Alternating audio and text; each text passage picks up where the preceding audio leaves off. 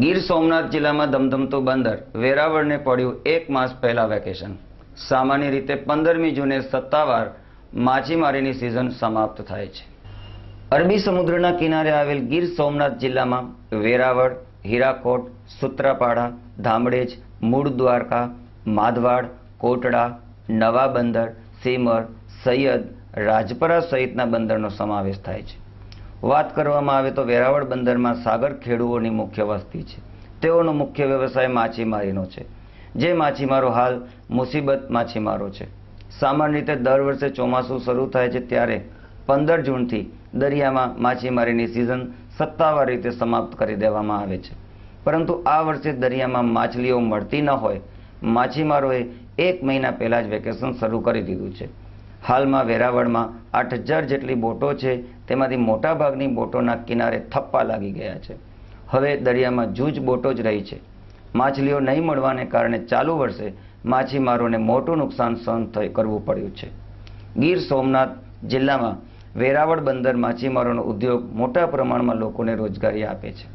સાથોસાથ દર વર્ષે કરોડો રૂપિયાનું વિદેશી હુંડિયામણ દેશને મળે છે। હાલ માછીમારો બેરોજગાર બન્યા છે। અન્ય રાજ્યની જેમ ચોમાસાના 4 મહિના દરમિયાન માછીમારોને સરકાર તરફથી આર્થિક ભથ્થું મળે તેવી ગુજરાત માછીમાર સમાજના ઉપપ્રમુખ જીતુભાઈ કુહાડાએ માંગ કરી છે। ખાસ કરીને આ ચોમાસા દરમિયાન માછીમારો તેમના સ્નેહીજનો સાથે રહે છે। લગ્ન પ્રસંગો, યાત્રા, બોટનું સમારકામ, નવી બોટનું આયોજન સહિતના કામોમાં વ્યસ્ત રહે છે। એક તરફ દરિયામાં માછલી મળતી નથી અને ફિશિંગનો ખર્ચ વધી રહ્યો છે, જેના કારણે આ વેકેશન પાડી દેવાયું છે। આનાથી માછલીના ઉછેરનો પણ પૂરતો સમય મળશે અને નવી સિઝન દરમિયાન મોટા કદની માછલી મળી રહેશે તેવી માછીમારોને આશા છે।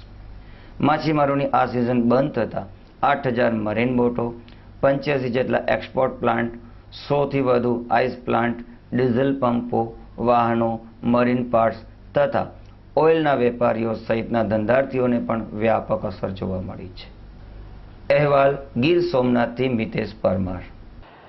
આજે જે મચ્છીની સિઝન 2 વર્ષથી છેલ્લા વહેલી બંધ થઈ જાય છે, એમાં આ વર્ષે પણ અમારી 15 જૂને ફિશિંગ બંધ થતી હોય એની જગ્યાએ ચોથા મહિનાના એન્ડમાં જ ફિશિંગ બંધ થઈ ગઈ છે। એનું કારણ એ છે કે છેલ્લા 2 વર્ષથી દરિયામાં મચ્છીનો નિકાસ જ નથી, મચ્છી જ નથી મળતી અને પોલ્યુશનના હિસાબે જે આ ફેક્ટરીઓનું પણ પોલ્યુશન વધી ગયું દરિયામાં, આ જીઆઈડીસીનું પોલ્યુશન વધી ગયું, જે દરિયામાં ડાયરેક્ટ પાણીમાં ટ્રીટમેન્ટ કર્યા વગરનું ખરાબ પાણી છોડે છે, એના હિસાબે કાંઠામાં પણ મચ્છી નથી મળતી। એટલે માછીમારોને દૂર દૂર સુધી મચ્છી કરવા જવી પડે છે। આ વર્ષે ફિશિંગ જો બંધ થઈ છે, હવે જો આની પ્રમાણે જો આવતું વર્ષ પણ ફિશિંગ આ રીતનું વહેલું બંધ થશે તો માછીમારને રોજીરોટી કમાવા શું કરશે એ નક્કી નથી, કારણ કે દિવસે ને દિવસે મચ્છીનો જે ગોથ હોય ઘટતો જાય છે આ પોલ્યુશનના હિસાબે।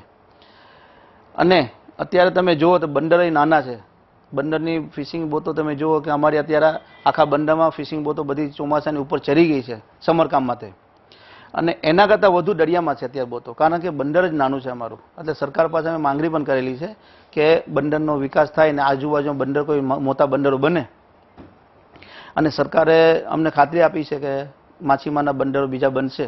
એના માટે હમણાં સૂત્રાપાડા 500 કરોડ જાહેર કર્યા છે માછીમારના બંદરો માટે, એટલે સરકારનો અમે આભાર માનીએ છીએ એના માટે।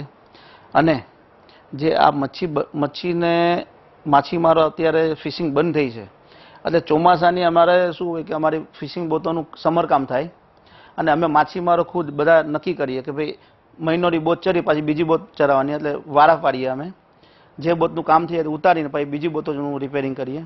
આ પ્રમાણે 3 મહિના અમારું મચ્છીનું કામ ચાલતું હોય।